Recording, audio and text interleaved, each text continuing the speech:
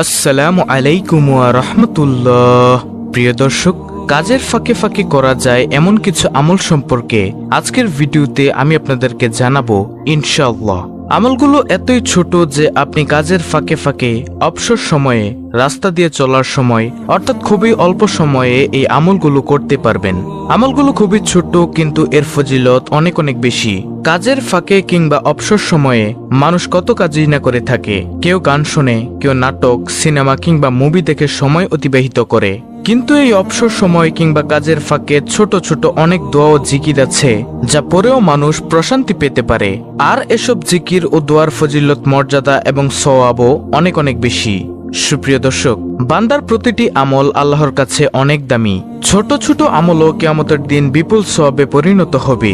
তাই ছোট বড় কোনো আমল ও সৎ কাজকে অবহেলা করা উচিত নয়। তাহলে চলুন এক এক প্রত্যেকটি দোয়া ও জিকিরের কথা আপনাদের সামনে তুলে ধরি। প্রিয় দর্শক, কাজের ফাঁকে ফাঁকে অবসর সময় আপনি করতে পারবেন আজকের ভিডিওতে এমন 10টি জিকিরের মধ্যে সর্বপ্রথম জিকিরটি হলো আল্লাহুম্মা ইন্নী আসআলুকাল আফিয়া ফিদ দুনিয়া ওয়াল আখিরা। অর্থ হলো, হে আল্লাহ, তোমার কাছে আমি দুনিয়া ও আখিরাতের নিরাপত্তা ও সুস্থতা কামনা করছি। সুবহানাল্লাহ। প্রিয় দর্শক, দেখুন কত সুন্দর একটি জিকির। আল্লাহুম্মা ইন্নী আসআলুকাল আফিয়া ফিদ দুনিয়া ওয়াল আখিরা। হে আল্লাহ, তোমার কাছে আমি দুনিয়া ও আখিরাতের নিরাপত্তা ও সুস্থতা কামনা করছি। সুবহানাল্লাহ। অর্থাৎ আপনি যদি খালেস অন্তরে, শিরক মুক্ত থেকে, গুনাহ মুক্ত থেকে প্রতিনিয়ত এই জিকিরটি করেন, তাহলে আল্লাহ তাআলা আপনাকে দুনিয়া ও আখিরাতের নিরাপত্তা দান করবেন এবং আল্লাহ রাব্বুল আলামিন আপনাকে সুস্থতা দান করবেন ইনশাআল্লাহ। প্রিয় দর্শক, কাজের ফাঁকে ফাঁকে অবসর সময়ে আপনি করতে পারবেন আজকের ভিডিওতে এমন 10টি জিকিরের মধ্যে দ্বিতীয় নম্বর জিকিরটি হলো লা ইলাহা ইল্লা আনতা সুবহানাকা ইন্নী কুনতু মিনাজ জালিমিন। প্রিয় দর্শক, এটি হচ্ছে দোয়া ইউনুস। এর অর্থ হলো, তুমি ছাড়া কোনো মাবুদ নেই, তুমি পবিত্র সুমহান, আমি নিশ্চয়ই জালিমদের দলভুক্ত। প্রিয় দর্শক, এই জিকিরটির ফজিলত হলো, দৈনিক একবার দোয়া ইউনুস পড়লে পদমর্যাদা সমুন্নত হয়। আল্লাহ তার রুজি রোজগারে সমৃদ্ধি দান করেন, দুঃখ, যন্ত্রণা, পেরেশানি, অশান্তি ও কষ্ট প্রভৃতি দূর করেন, তার জন্য সব রকমের কল্যাণের দ্বার খুলে দেন, শয়তানের প্ররোচনা থেকে তাকে রক্ষা করেন। প্রিয় দর্শক, কাজের ফাঁকে ফাঁকে অবসর সময়ে আপনি করতে পারবেন আজকের ভিডিওতে এমন 10টি জিকিরের মধ্যে তৃতীয় নম্বর জিকিরটি হলো সুবহানাল্লাহি ওয়া বিহামদিহি সুবহানাল্লাহিল আজিম। অর্থ, মহান সেই আল্লাহ এবং তারই সকল প্রশংসা। মহান সেই আল্লাহ যিনি সর্বোচ্চ মর্যাদার অধিকারী। আবু হুরায়রা রাদিয়াল্লাহু তাআলা আনহু থেকে বর্ণিত হাদিসে রাসূল সাল্লাল্লাহু আলাইহি ওয়াসাল্লাম বলেন, দুটি বাক্য এমন রয়েছে যা বলা সহজ, আমলের পাল্লায় অনেক ভারী আর আল্লাহর কাছেও অধিক পছন্দনীয়। সেটি হলো সুবহানাল্লাহি ওয়া বিহামদিহি সুবহানাল্লাহিল আজিম। বুখারী শরীফের হাদিস, হাদিস নম্বর 6406। এছাড়াও রয়েছে অসংখ্য ফজিলত। আপনি কাজের ফাঁকে ফাঁকে অবসর সময়ে এই আমলটি করতে পারেন। প্রিয় দর্শক, কাজের ফাঁকে ফাঁকে অবসর সময়ে আপনি করতে পারবেন আজকের ভিডিওতে এমন 10টি জিকিরের মধ্যে চতুর্থ নম্বর জিকিরটি হলো সুবহানাল্লাহ। হযরত সাদ ইবনে আবি ওয়াক্কাস রাদিয়াল্লাহু তাআলা আনহু বলেন, আমরা রাসূলুল্লাহ সাল্লাল্লাহু আলাইহি ওয়াসাল্লামের নিকট ছিলাম। তিনি বললেন, তোমাদের কোনো ব্যক্তি প্রত্যেকদিন 1000 নেকি অর্জন করতে সক্ষম কি? তন্মধ্যে একজন বললেন, আমাদের মধ্যে কোনো ব্যক্তি কিভাবে 1000 নেকি অর্জন করবে? তখন রাসূল সাল্লাল্লাহু আলাইহি ওয়াসাল্লাম বললেন, 100 বার সুবহানাল্লাহ বললে তার জন্য 1000 নেকি লেখা হবে অথবা তার 1000 পাপ মোচন করা হবে। মুসলিম শরীফের হাদিস, মিশকাত শরীফের হাদিস। এছাড়াও রয়েছে অসংখ্য ফজিলত। প্রিয় দর্শক, কাজের ফাঁকে ফাঁকে অবসর সময় আপনি করতে পারবেন আজকের ভিডিওতে এমন 10টি জিকিরের মধ্যে পঞ্চম নম্বর জিকিরটি হলো আলহামদুলিল্লাহ। আলহামদুলিল্লাহ শব্দের অর্থ সমস্ত প্রশংসা মহান আল্লাহর জন্য।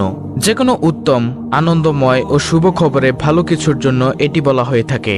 পছন্দনীয় কিছু দেখলে বা শুনলে আলহামদুলিল্লাহ বলতে হয়। হাদিসে আছে, আল্লাহর মহত্ব বর্ণনা ও প্রশংসার জন্য আলহামদুলিল্লাহর চেয়ে উত্তম বাক্য আর নেই। তিরমিজি শরীফ। আলহামদুলিল্লাহ নেকির পাল্লাকে ভারী করে দেয়। এছাড়াও রয়েছে অসংখ্য ফজিলত। দর্শক, কাজের ফাঁকে ফাঁকে অবসর সময়ে আপনি করতে পারবেন আজকের ভিডিওতে এমন 10টি জিকিরের মধ্যে ষষ্ঠ নম্বর জিকিরটি হলো লা ইলাহা ইল্লাল্লাহ। লা ইলাহা ইল্লাল্লাহ এর অর্থ হলো, আল্লাহ ছাড়া কোনো সত্য মাবুদ বা উপাস্য নেই। এটি হচ্ছে ইসলামের চূড়ান্ত কালেমা, মানব জীবনের পরম বাক্য।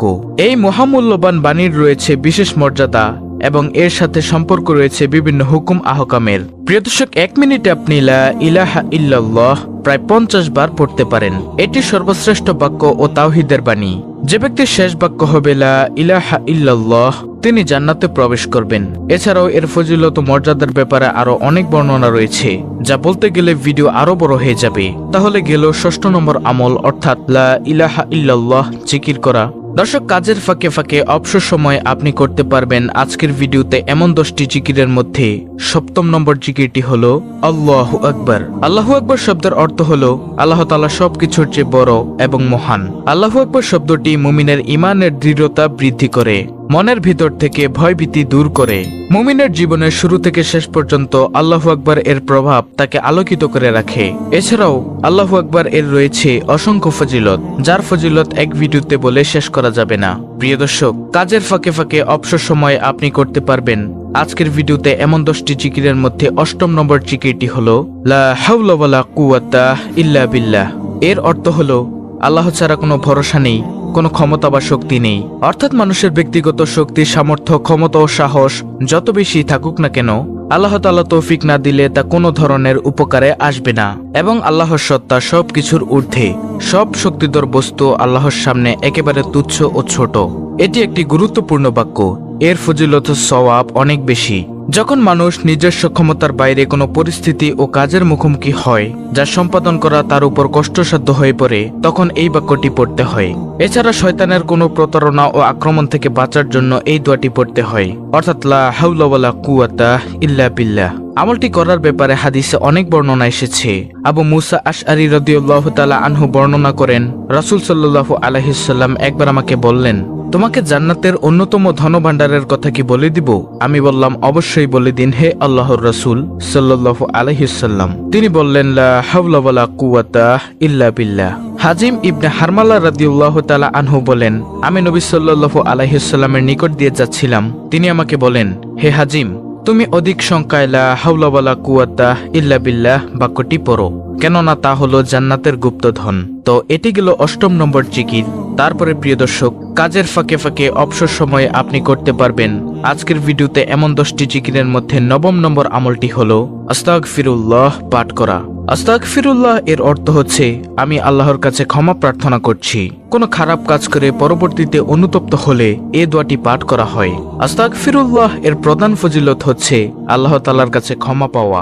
আমাদের প্রিয় নবী হযরত মুহাম্মদ সাল্লাল্লাহু আলাইহি ওয়াসাল্লাম তাদের জন্য সুসংবাদ দিয়েছেন, যাদের আমলনামায় অধিক ইস্তেগফার পাওয়া যাবে। প্রতিদিন আস্তাগফিরুল্লাহ পাঠ করা নবীজি সাল্লাল্লাহু আলাইহি ওয়াসাল্লামের সুন্নতের অনুসরণ, কারণ নবীজি সাল্লাল্লাহু আলাইহি ওয়াসাল্লাম দৈনিক কমপক্ষে 70 বার ইস্তেগফার পাঠ করতেন। তাহলে গেল 9ম নম্বর জিকির, অর্থাৎ আস্তাগফিরুল্লাহ ইস্তেগফার পাঠ করা।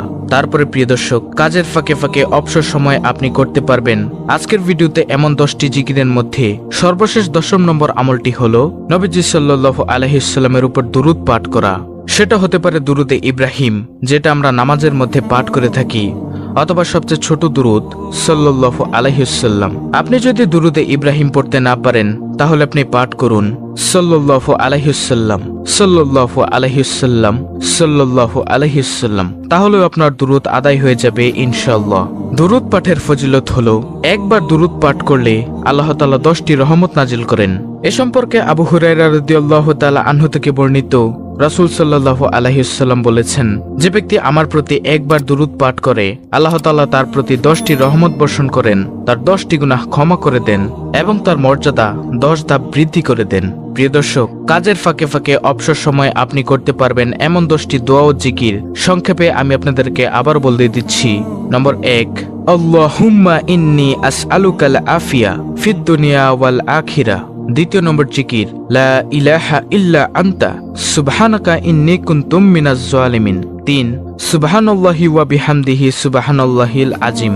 নম্বর 4, সুবহানাল্লাহ। 5, আলহামদুলিল্লাহ। নম্বর 6, লা ইলাহা ইল্লাল্লাহ। নম্বর 7, আল্লাহু আকবার। নম্বর 8, লা হাওলা ওয়ালা কুওয়াতা ইল্লা বিল্লাহ। নম্বর 9, আস্তাগফিরুল্লাহ। সর্বশেষ 10 নম্বর আমল, নবীজি সাল্লাল্লাহু আলাইহি ওয়াসাল্লামের উপর দুরূদ পাঠ করা, যে কোনো দুরূদ। এগুলো আপনি কাজের ফাঁকে ফাঁকে, অবসর সময়, রাস্তা দিয়ে চলার সময় পাঠ করতে পারেন। ইনশাআল্লাহ অনেক অনেক সওয়াব অর্জন করতে পারবেন। দর্শক, অত্যন্ত গুরুত্বপূর্ণ একটি ভিডিওটি ভালো লাগলে অবশ্যই চ্যানেলটিকে সাবস্ক্রাইব করে বেল বাটন অল বাজিয়ে দিবেন। ভিডিওটিতে একটি লাইক দিবেন এবং কমেন্টে আমিন লিখবেন এবং অন্য মুসলিম ভাই বোনদের কাছে ভিডিওটি শেয়ার করে দিবেন, যেন তারাও দেখে শিখে আমলটি করতে পারে। আল্লাহ রাব্বুল আলামিন আমাদের সকলকে এই 10টি আমল সহিহ শুদ্ধভাবে করার তৌফিক দান করুন। আমিন।